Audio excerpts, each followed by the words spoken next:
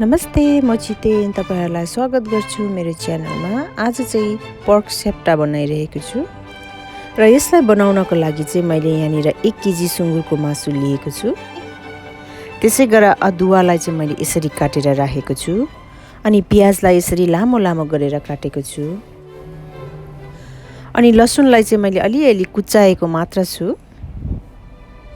र एउटा स्टार एनिस अनि 2-3 वटा तेजपत्ता पनि लिएको छु।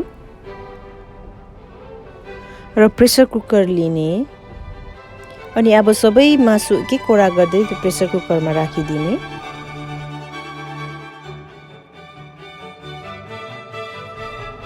त्यो माथिबाट एक कोडा गर्दै हामीले अघि काटेर राखेको सबै सामग्रीहरू राखिदिने। प्याज, अदुवा, लसुन, स्टार एनिस अनि तेजपत्तालाई पनि र अब अन्तमा चाहिँ अलिकति स्वाद अनुसार नुन अनि नुन हालिसकेपछि फेरि अलिकति पानी पनि हाल्न पर्छ, तर साह्रो बेसी हैन। पानी हालिसकेपछि चाहिँ यसलाई कभर गरेर मिडियम टु लो हिटमा मजाले पाक्न दिन पर्छ।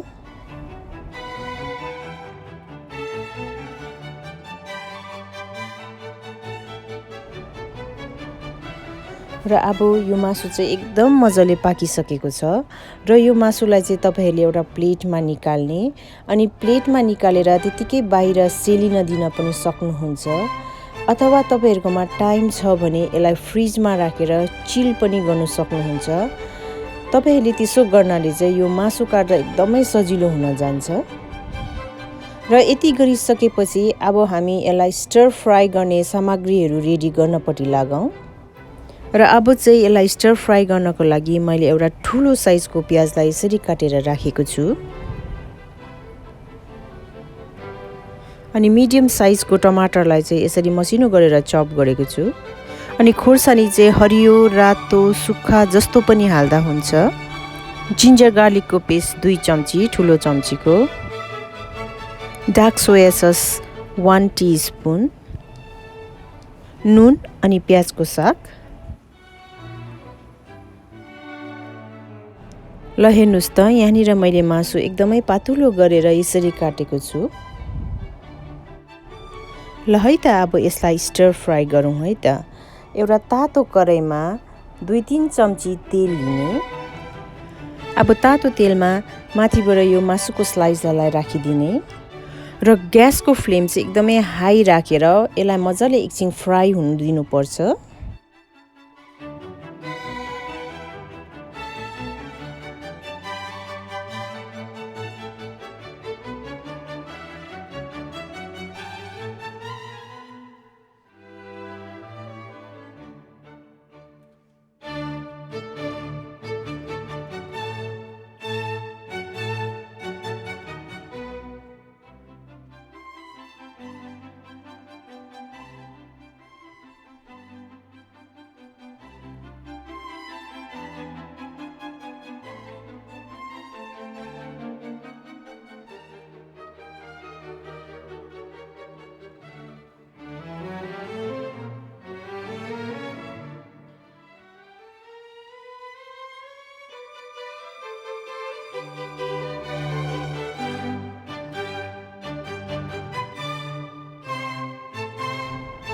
र मासु यसरी फ्राई गर्दा बोसो बिलेर जति पनि एक्स्ट्रा तेल निस्किन्छ तपाईहरुले त्यसलाई फ्याक्न सक्नुहुन्छ।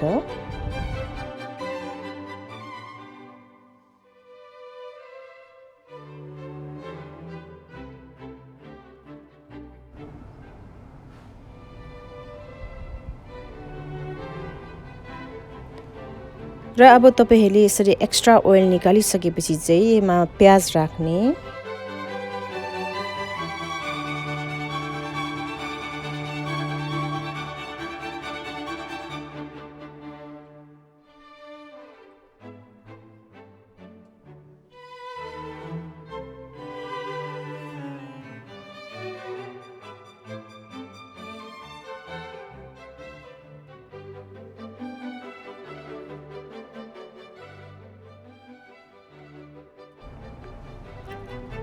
त्यस पछाडि जिन्जर गार्लिकको पेस्ट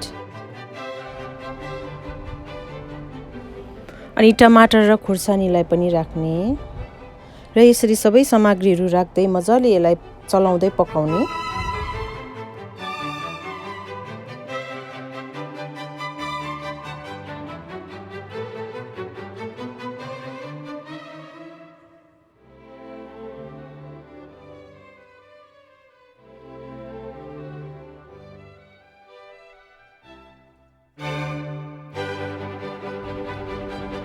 अब फेरि अलिकति नुन हाल्नुपर्छ अनि नुन यो पालि चाहिँ अलिक कम्ती हाल्नुहोला किनभने हामीले अघि पनि बोइल गर्दाखेरि नुन हालिसकेको छौँ अनि सोया सस पनि अलिकति नुनिलो नै हुन्छ।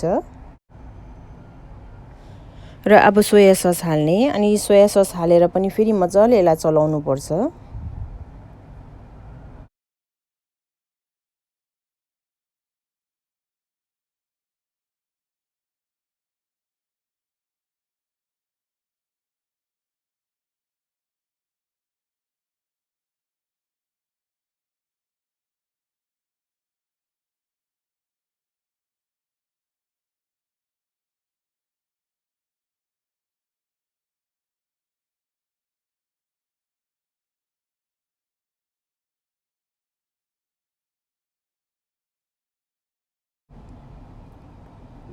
र अन्तमा चाहिँ मैले यो प्याजको सागलाई चाहिँ यहीँ मासुमै मिक्स गरेर चलाउँदैछु। तपाईहरूले एज अ गार्निस माथिबाट यसलाई राख्न पनि सक्नुहुन्छ।